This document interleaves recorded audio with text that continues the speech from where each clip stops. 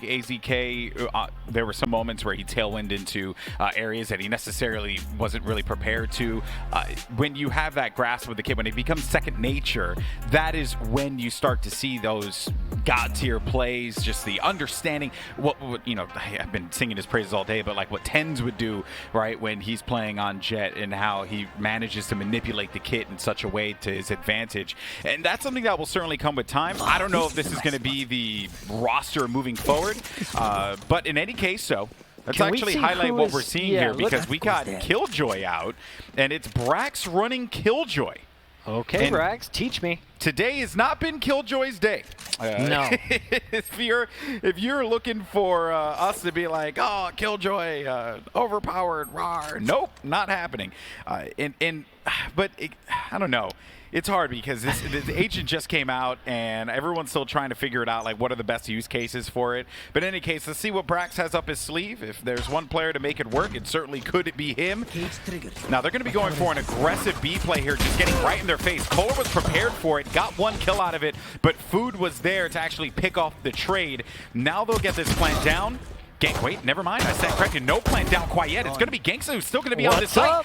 And there you go. So Brax is going to stop the bleeding for the time being, but it will be tagged up just quite a bit. And that is just already a rough start here, as Crashies now just has to swing all the way around. No choice but to push this one. They know exactly where he is. A few kills are out. And I like the aggression. I like the fact that they just went right for it. But credit to Gangsta for staying alive right next to those Radiant boxes and not giving them the freedom to plant on B site the way that they were initially anticipating. What I'm excited about this matchup is we get to see EU on Omen. We saw what he can do on Brimstone. Does he play Omen in a unique way, or is it more standard stuff? How is he pairing with the team with the paranoias that are in the kit now? On the other side for Immortals, strong hold here from Gangsta. Kohler trading out his life, and then Gangsta getting two, set them up for early success. And again, it's going to be a second round bye in favor of Immortals, going up against, it looks like, a few big sheriffs coming out on the attacking side. Dicey's going to find the first kill of the round, though, as Omen already out of the picture, and Asuna is going to blindly drop AZK with a headshot. Oh, and he sees exactly where he is. Brax is kind of sucking that cubby. JC Stani had his buddies back there.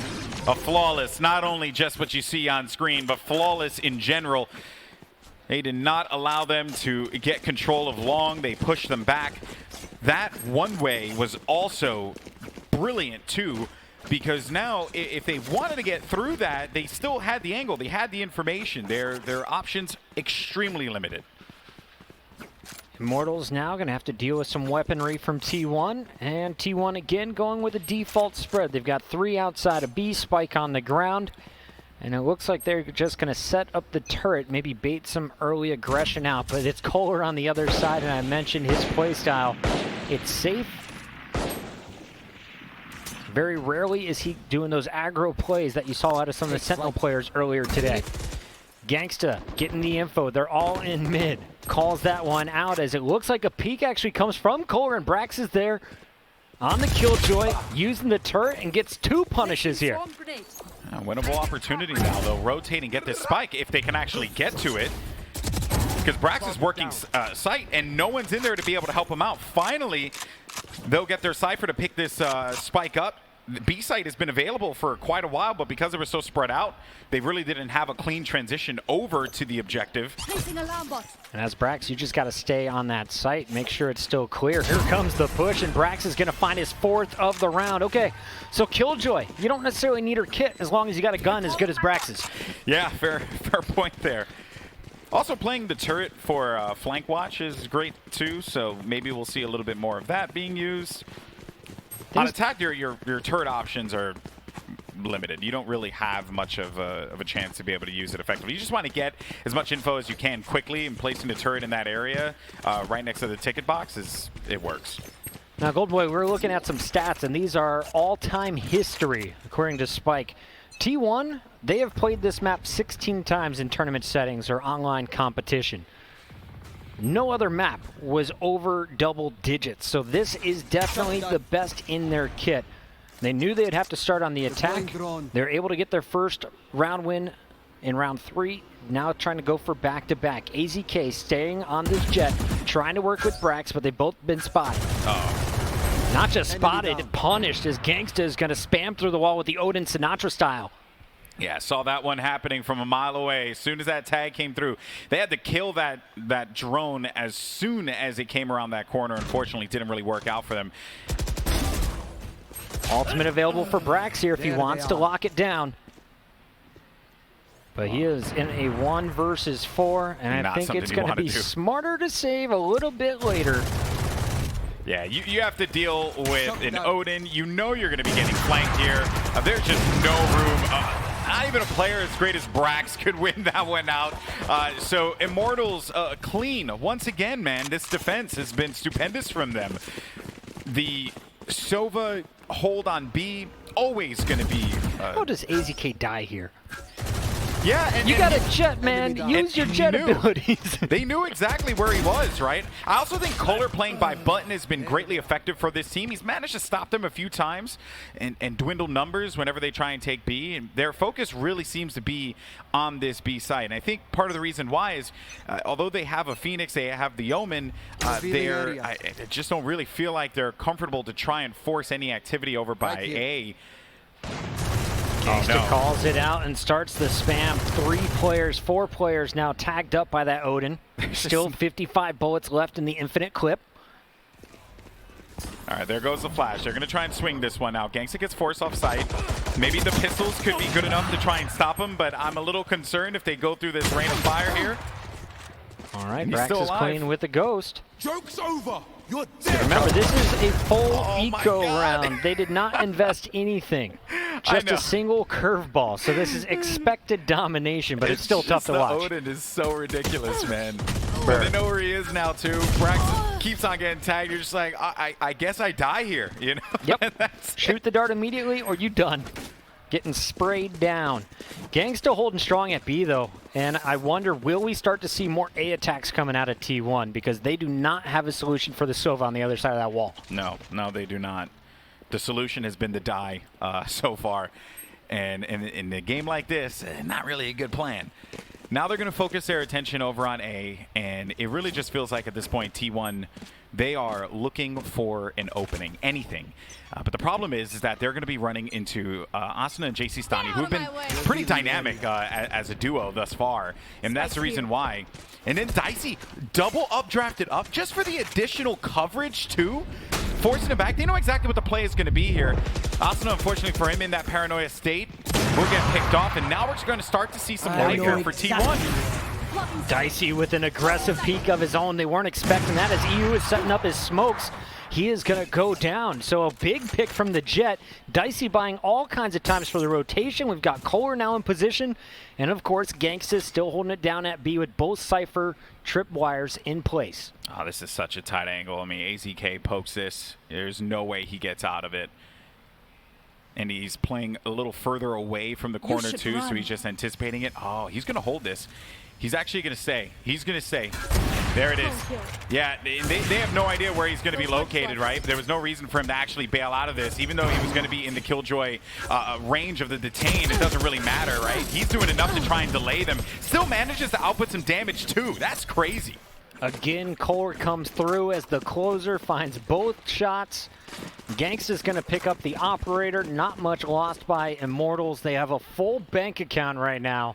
And you just got some big ults out of T1. But speaking of ults, you still got some loaded up. We'll see if they launch it out here in this following round. Dicey just holding the angle. AZK, no fancy movement, just a slow peek, and he is instantly dropped after some nice relocation by the Jet from Immortals. Once again, going to be an A hit. There's that one way. And that one way slows any kind of aggression that they're going to have, right? There's another paranoia, but this time JC Stani is going to win the battle.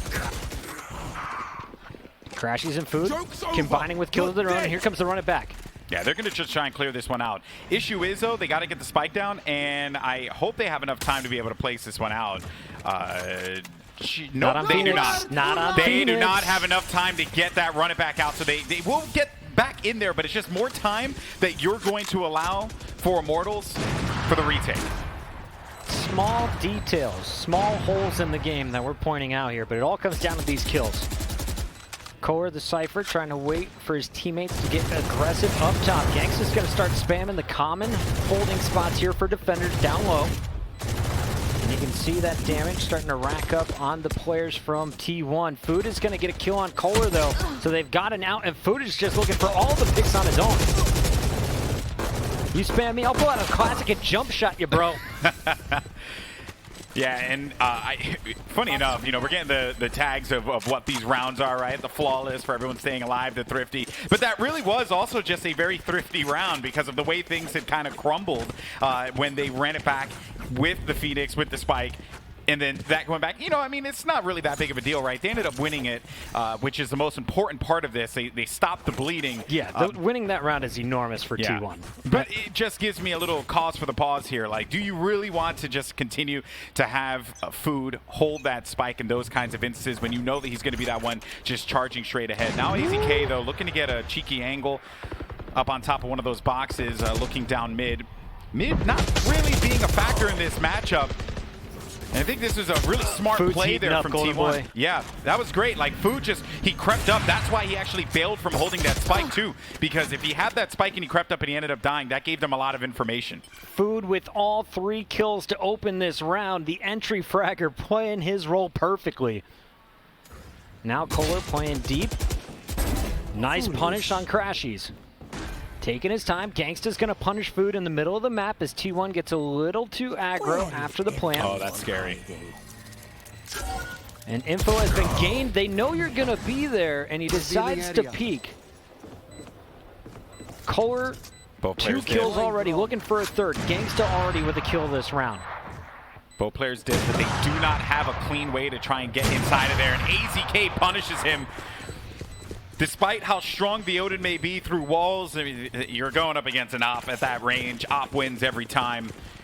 Even though he held that angle down, he just needed time for that shot to come out. It just was not going to work out. And I also do want to say that AZK dropping back over to where Brax was, like, that was great, right? As soon as Neural Theft came out, you saw that he was going to be inside of the site. Just hightail it to your teammate. Work together. Try and work the archway. Get the round win. So that's 2 in a row now for T1, Puckett, and that is going to force Immortals into an eco round. Only 1 Phantom is going to be up for grabs here.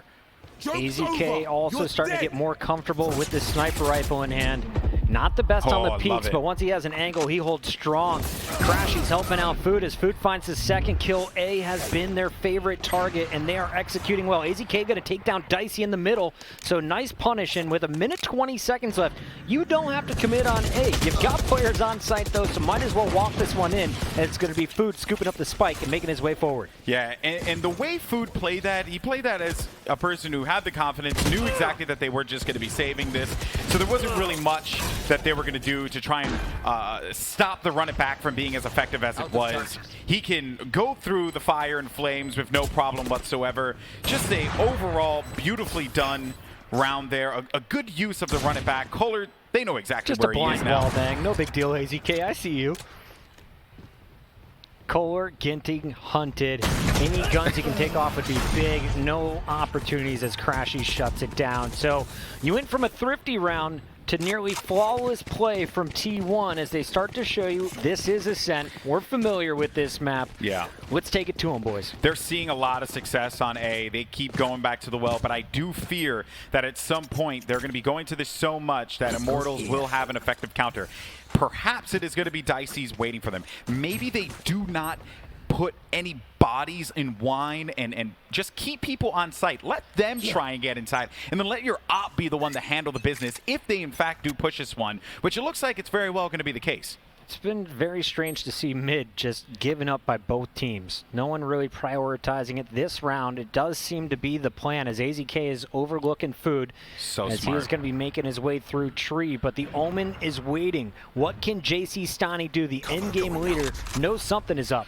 This is so smart here. A camera gives them some info on where positions are going to be located. But it's JC Stani on tree. He's going to start to see some action. The trade out comes in. Tree has now been won. It's all up to Dicey's here to do the job that he's been brought on this team to do. Nails a shot there against AZK.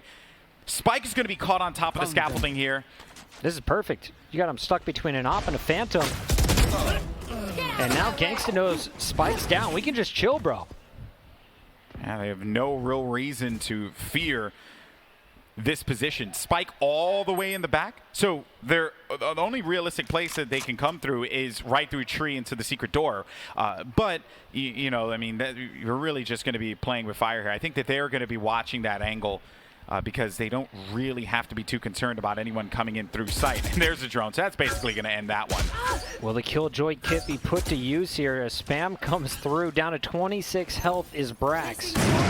And there he's trying to use the nanos. 16 seconds left. He's got to go for both kills. Won't have time to get a plan off.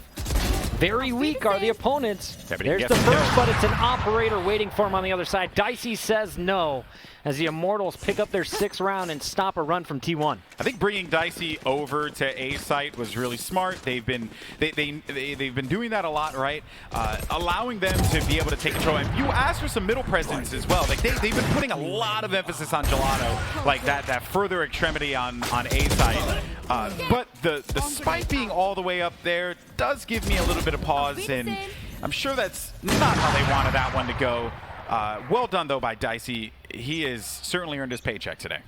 Keep your eyes on EU in this one. Just 2 and 9. He's been caught trying to set up smokes multiple times outside of A. He is the lone soldier there, playing between 2 tripwires. His teammates all stacking up at B, and Gangsta is not set up with the Odin like the past, so we could see success here if Dicey misses his first shot. They're relying on some information being gathered from mid and A. What are they going to get? Who are they going to locate on that site, right? They need their lurkers to kind of give them some openings so that they can get a comfortable push. And while all this is going on, movement on Immortal side, maybe EU with a TP. The lockdown was the game plan. So they've got Brax trying to lock in the B players. The teleport just a half second early, though. And that is going to be a failed attempt over at the B site, but the Spike was already rotating over to A. Nice stop there by Asuna. JC Stani has his back, and Asuna is going to convert another one with the run it back. That was just clean. It was a lot of stall. They didn't give them any information. And it's because of that I think that with the teleport coming in, like they were at this point with the TP out, going all the way back to Boathouse like that, that tells me, or at least, you know, that would tell the Immortals roster that they got nothing. They're just looking for some kind of info.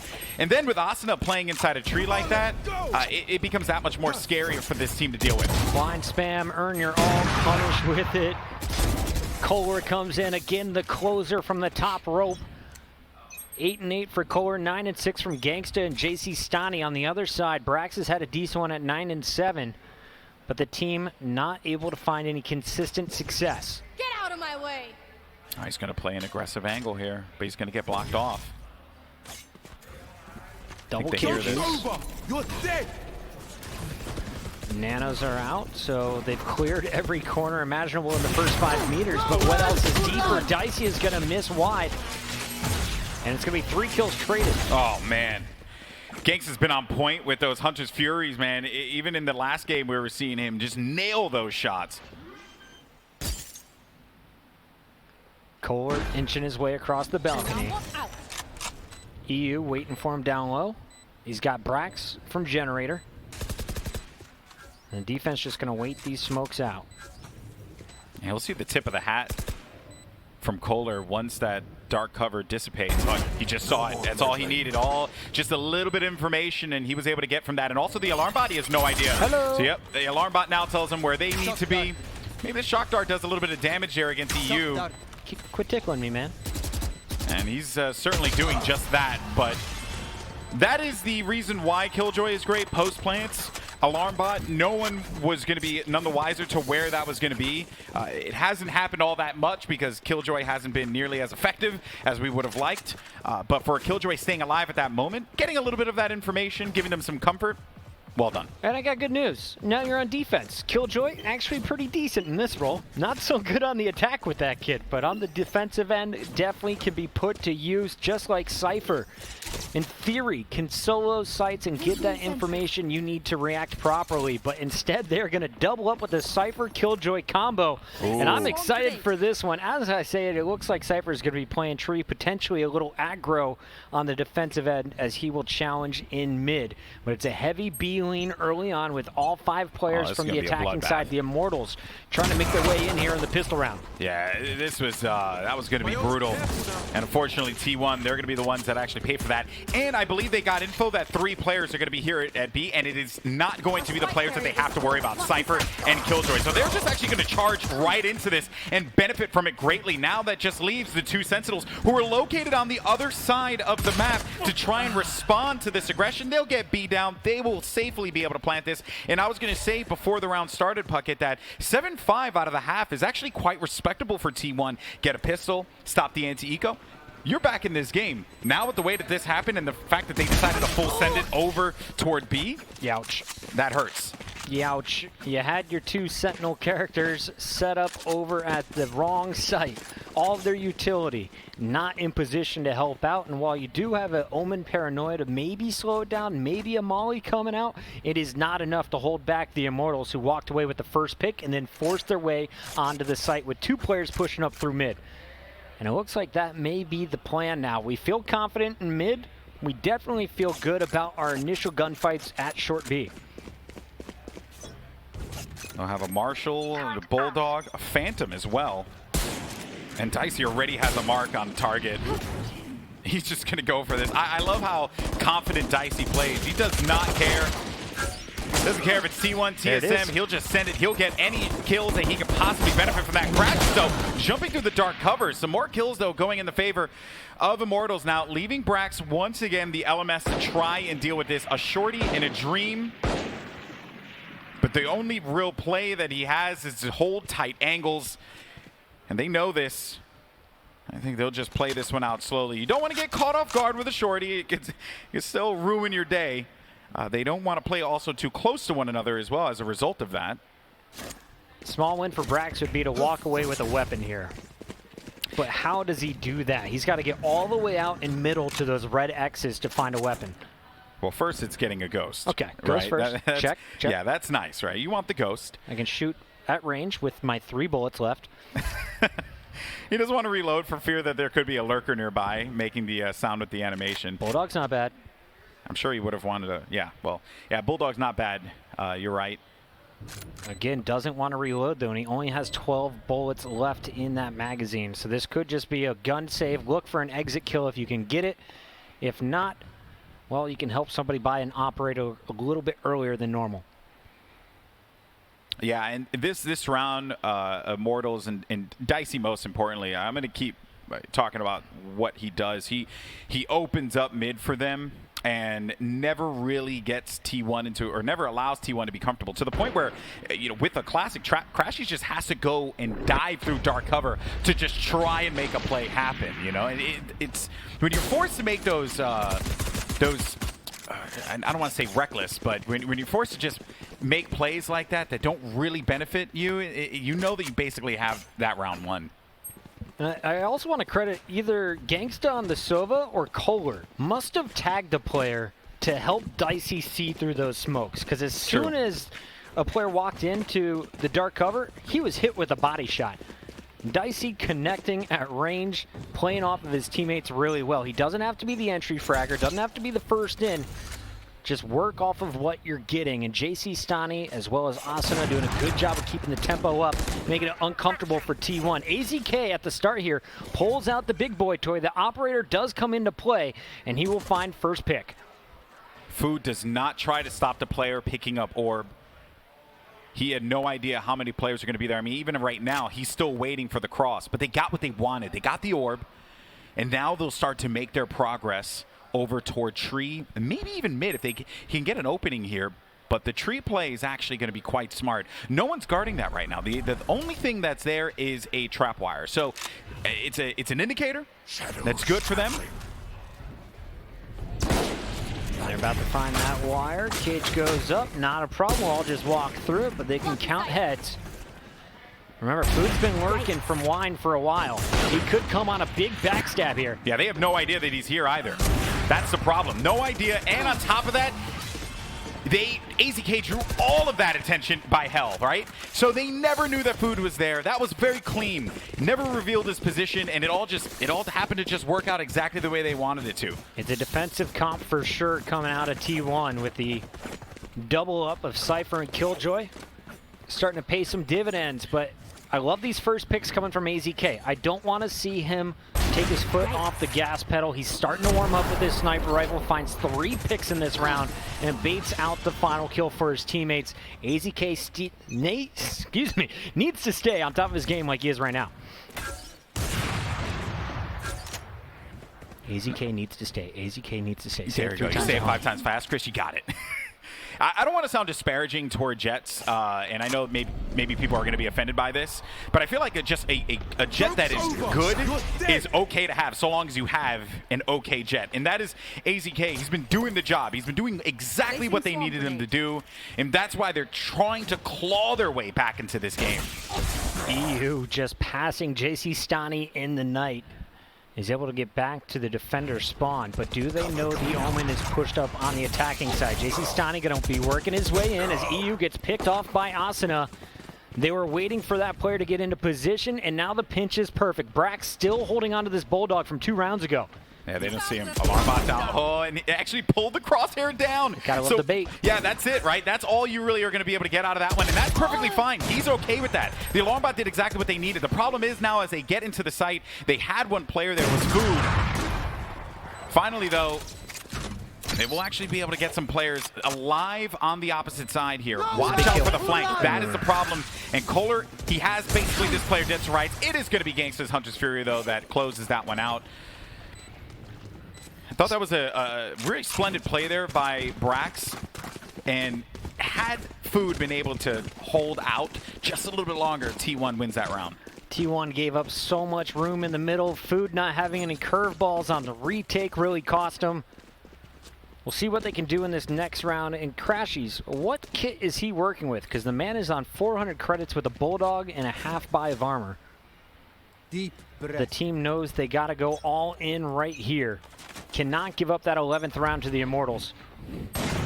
At the start, it's AZK. Just like that, gets first pick. No Sage, of course, so no revive coming through. Oh, but he can't tailwind out of this, so he's stuck now. They know exactly where he is. He needs a teammate to go and bail him out as soon as possible. Oh, man. And that is the shock dart landing perfectly on AZK. He was stuck between a rock and a hard place. He used the tailwind to disengage, ends up getting tagged, and then gets stuck there. And we knew AZK needed help, but as soon as EU tries to peek out to assist, Kohler's just waiting. His sight trained on that corner, and he is going to find the operator pick. So it is going to be a very uphill battle for the remaining members of T1, dropping everyone in the middle of the map. What can Brax do? There's the first. Misses just wide right into the top of Asuna's head. And Asuna is going to be able to get this spike down any moment. All right, let's see if they just go for a save here. I kind of expect that to be the play out of Crashies. Spike. It was going to be a ambitious play from Brax to try and clutch that out with 4 guns looking right at him. As soon as that first kill came out, forget the fact that Gangsta's at 46 HP. Too many targets for Brax to worry about there. And Immortals, they're just 5-hitting sights. Nothing fancy. Nothing unique, no games being played at A. They're just choosing, are we going all in A? Are we going B and working a few players up mid? Yeah, because they take care of the threats that are present in the beginning of the rounds, right? The Phoenix as well as the Jet. Really handling AZK. And I don't really think that AZK did anything necessarily wrong there. It was just a matter of like, Kohler had the site locked and loaded, was ready. And benefit here is that Crashies does get a few kills, will be able to build up toward Neural Theft. I believe he already had it available, but even then, though, we'll make them spend some money. It's not the end of the world, obviously, for Immortals. As they are up 11-6, they are looking fantastic and on track to close this one. We'll say AZK's first bloods have been impressive. His exits, not so much. Would love to see a little more mobility invested in as he tries to get fancy on the ways out. That last round, he was pinned down. This time around, I do not believe he has the sniper to work with, but we'll see how they set up the jet working with food down long A. He does have the operator. Okay, so sniper still available on defense. Mid control is weaning, though. And we're going to see 3 players stacked up for Immortals, all trying to get behind their in-game leader, JC Stani. Wherever JC Stani goes, expect this spike to follow.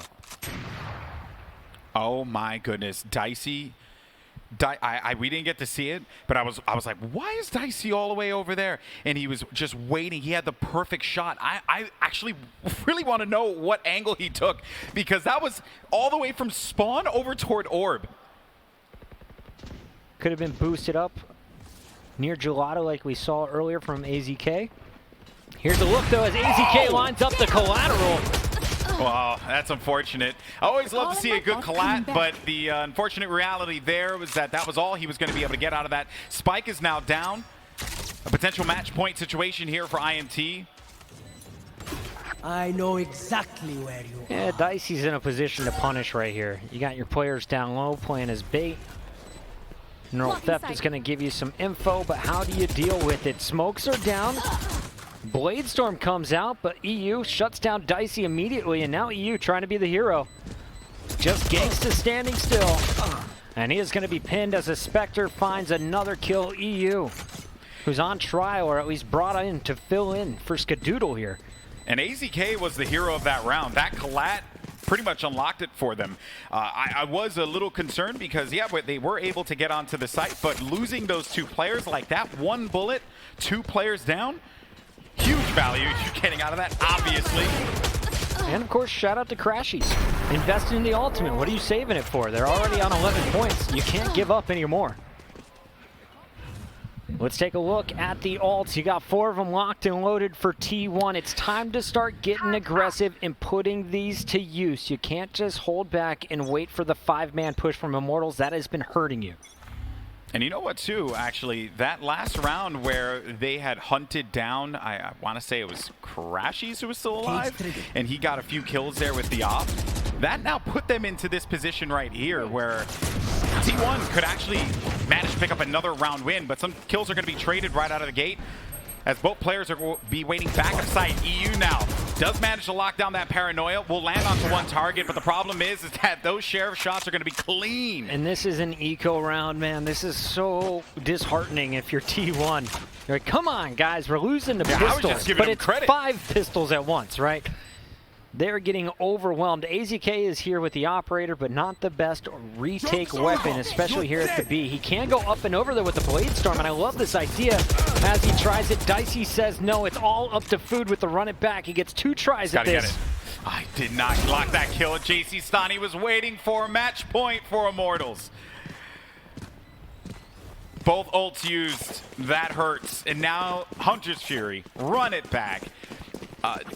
Omen teleport, neural theft, everything that you could possibly want available for Immortals, and all T1 has is the Killjoy ult to detain and lock a site.